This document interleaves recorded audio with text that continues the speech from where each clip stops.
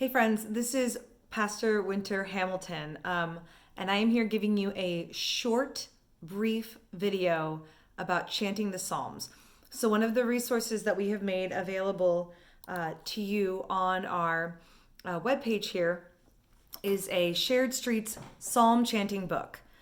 So it's literally excerpts of psalms that are found in the back of our hymnal in the Psalter, in the collection of psalms that we just put together to do chanting together with Shared Streets, one of our kind of Christian alternative communities that was founded by the young adult ministry at our church. And so we just wanted to share this. This is a practice of something you can do by yourself or in a group of people. And it is something I absolutely love doing. I love chanting the Psalms. We know that the Psalms were worship songs from the Old Testament for the Jewish people. We know that Paul references, singing psalms together. And we know that the way we do psalm chanting goes back at least to the 4th century CE. And so a couple just tips on chanting. Sometimes the lyrics to the psalms might not resonate with you personally. And it might be helpful to ask yourself, who am I chanting this for? Because it's a prayer and it might not be your prayer, but you might be praying it for someone else. You might be singing it for someone else. My next piece of advice is to just go very slowly.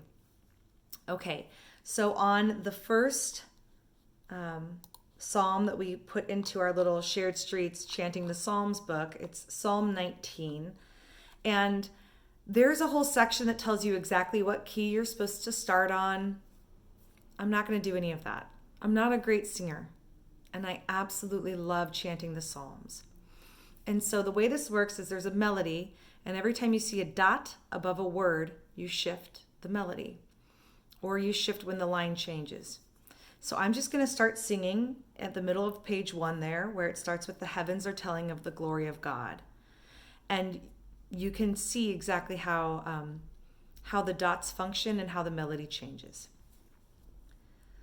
The heavens are telling the glory of God, and the firmament proclaims God's handiwork. Day to day pours forth speech, and night to night declares knowledge. There is no speech, nor are there words. Their voice is not heard. As you can see, I'm shifting on the line changes and on the dots. Let's keep going.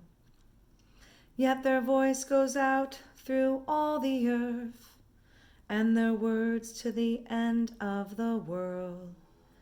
In them God has sent a tent for the sun, which comes forth like a bridegroom leaving his chamber, and runs its course with joy like a strong man.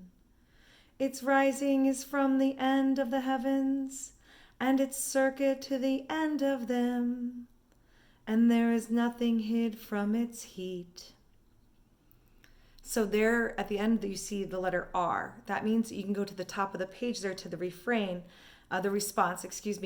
and sing either response 1 or 2. Since we're in Lent, I'm going to sing response 1 as it's listed.